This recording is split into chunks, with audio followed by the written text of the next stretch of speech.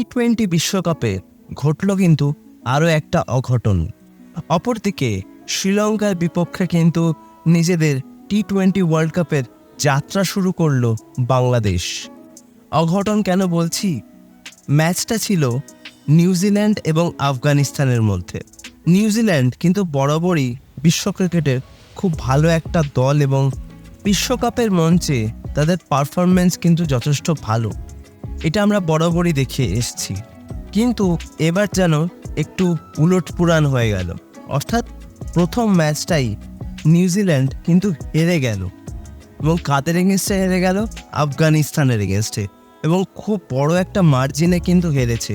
শুধু হারেনি, হারের মার্জিনটাও কিন্তু যথেষ্ট বেশি।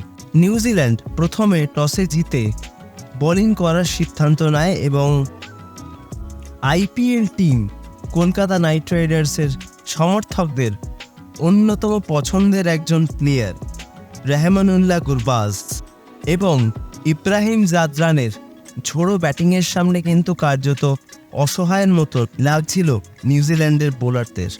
তারা দুজনে মিলে করেন 103 রানের একটা বিশাল পার্টনারশিপ, যেখানে ইব্রাহিম জাদরানের কন্ট্রিবিউশন ছিল 44 রানের। তাদের এই পার্টনারশিপ ভেঙে যাওয়ার পর কিন্তু সেভাবে কোনো আফগান ব্যাটার বড় ইনিংস খেলতে পারেননি এবং আস্তে আস্তে একটার পর একটা উইকেট যেতে থাকে আফগানিস্তানের। কিন্তু উইকেটের একটা দিক কিন্তু আগলে রেখেছিলেন সেই রেহমানুল্লাহ গুরবাজ। 56 বলে 5টা 4 এবং 5টা 6-এর মাধ্যমে তিনি কিন্তু 80 রানের বিধ্বংসী একটা ইনিংস খেলেন, যার স্ট্রাইক রেট ছিল 142-এর কাছাকাছি। মূলত এই ইনিংসটার কারণেই কিন্তু একটা ভালো স্কোরের কাছে পৌঁছে যায় আফগানিস্তান। 20 ওভারে তারা সংগ্রহ করে 159 রান। তখন মনে হচ্ছিল ম্যাচটা হয়তো হাড্ডাহাড্ডি হবে, একটা ভালো ফাইট হবে, কিন্তু না, ব্যাট করতে নেমেই প্রথম থেকেই কিন্তু তাসের ঘরের মতন ভেঙে পড়ে কিউইরা। নিউজিল্যান্ড ব্যাটারদের কালঘাম ছুটিয়ে দিয়েছিলেন ফজল হক ফারুকি তার ইকোনমিক্যাল বোলিং এবং সুইং বোলিংয়ের মাধ্যমে।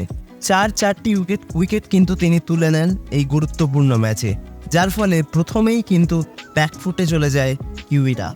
আর সেভাবে কখনোই তারা কিন্তু কামব্যাক করতে পারেনি বা একটা ন্যূনতম ফাইট দেওয়ার পজিশনেও কিন্তু তারা ছিল না। ফজল হক ফারুকি যে কাজটা শুরু করেছিলেন সেটা শেষ করলেন কিন্তু রশিদ খান এবং মোহাম্মদ নবী দুজনে মিলে কিন্তু নিলেন আরও 6টি উইকেট। রশিদ খান নিলেন 4টি উইকেট এবং মোহাম্মদ নবী নিলেন 2টি উইকেট, যার ফলে মাত্র 75 রানেই কিন্তু গুটিয়ে গেল নিউজিল্যান্ড এবং 84 রানের দুর্দান্ত একটা বড় জয় পেল আফগানিস্তান। তো এটা বলাই যায় মার্কিন মুলুকে টি-20 বিশ্বকাপ কিন্তু জমে উঠেছে। এবার আসি আরও একটা ম্যাচ নিয়ে একটু কথা বলতে, যেটা কিনা বাংলাদেশ এবং শ্রীলঙ্কার মধ্যে অনুষ্ঠিত হয়েছিল, যেটা ছিল বাংলাদেশের এই টি-20 বিশ্বকাপের প্রথম ম্যাচ। দেখো, বাংলাদেশ এমনই একটা দল যে দলটাকে নিয়ে কিন্তু তাদের সাপোর্টারদের প্রত্যাশা সবসময় প্রচুর পরিমাণে থাকে, কিন্তু সেই প্রত্যাশা পূরণে কিন্তু ম্যাক্সিমাম সময় ব্যর্থ হয় বাংলাদেশ ক্রিকেট টিম, যার ফলে তাদের নিয়ে সমালোচনাও কিন্তু কম হয় না। বিশ্বকাপের আগে ইউএসের বিরুদ্ধে প্রস্তুতিমূলক সিরিজে কিন্তু তারা মূলত খুব বাজেভাবে পরাজিত হয় এবং প্রস্তুতি ম্যাচগুলোতেও কিন্তু তাদের পারফরমেন্স খুব একটা ভালো ছিল না, যার ফলে সমালোচনাও কিন্তু বাড়তে থাকে।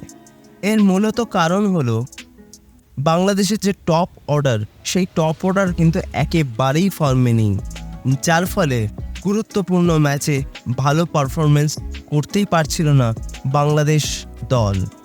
তবে আপাতত সমস্ত সমালোচনাকে দূরে সরিয়ে রেখে খানিকটা হলেও স্বস্তি পাবে বাংলাদেশ ক্রিকেট টিম, কারণ তারা কিন্তু টি-20 বিশ্বকাপ 2024-এর প্রথম ম্যাচে শ্রীলঙ্কাকে হারিয়ে দিয়েছে এবং তাদের কাছে যে কাঙ্ক্ষিত জয়টা চাইছিল সমস্ত বাংলাদেশি ক্রিকেট ফ্যানেরা, সেই জয়টা কিন্তু আলটিমেটলি তারা এনে দিতে পেরেছে। টসে জিতে প্রথমে বোলিং করার সিদ্ধান্ত নেন বাংলাদেশ অধিনায়ক নাজমুল হোসেন শান্ত তবে প্রথম থেকেই বাংলাদেশ বোলারদের দাপটে কিন্তু কোনো শ্রীলঙ্কান ব্যাটারি খুব বেশিক্ষণ টিকতে পারেননি উইকেটে। একমাত্র শ্রীলঙ্কান ব্যাটার নিসাঙ্কা তিনি কিন্তু 47 রান করেন, বাকি আর কেউ সেভাবে বড় রানের দেখা কিন্তু আজকে পাননি। মূলত তাসকিন, মুস্তাফিজ এবং রিশাদ হোসেনের দুর্দান্ত বোলিংয়ের কাছে আত্মসমর্পণ করে শ্রীলঙ্কা। এই তিনজনেই কিন্তু দারুণ ইকোনমিক্যাল বোলিং করেন এবং তার সঙ্গে সঙ্গে ক্রুশিয়াল টাইমে কিন্তু ক্রুশিয়াল উইকেটগুলোও তুলে নেন। মুস্তাফিজুর রহমান নিয়েছেন 3টি উইকেট, রিশাদ হোসেন নিয়েছেন 3টি উইকেট এবং তাসকিন আহমেদ নিয়েছেন 2টি উইকেট, যার ফলে 20 ওভারে 124 রানেই থেমে যায় শ্রীলঙ্কার ইনিংস এবং জয়ের জন্য 125 রান তাড়া করতে নেমে প্রথমেই কিন্তু খানিকটা হোঁচট খায় বাংলাদেশ। আমি প্রথমেই বললাম তাদের টপ অর্ডারের ব্যর্থতা, টপ অর্ডারের 3-4 জন ব্যাটার কিন্তু রেগুলারলি রান করতে পারছেন না, যার ফলে কিন্তু কাঙ্ক্ষিত ফলাফল আসছে না বাংলাদেশের পক্ষে। আজকেও কিন্তু তার ব্যতিক্রম হলো না। দুই বাংলাদেশি ওপেনার দুজনেই কিন্তু রান করতে ব্যর্থ এবং বাংলাদেশের অধিনায়ক তার খারাপ সময় যেন কাটতেই চাইছে না।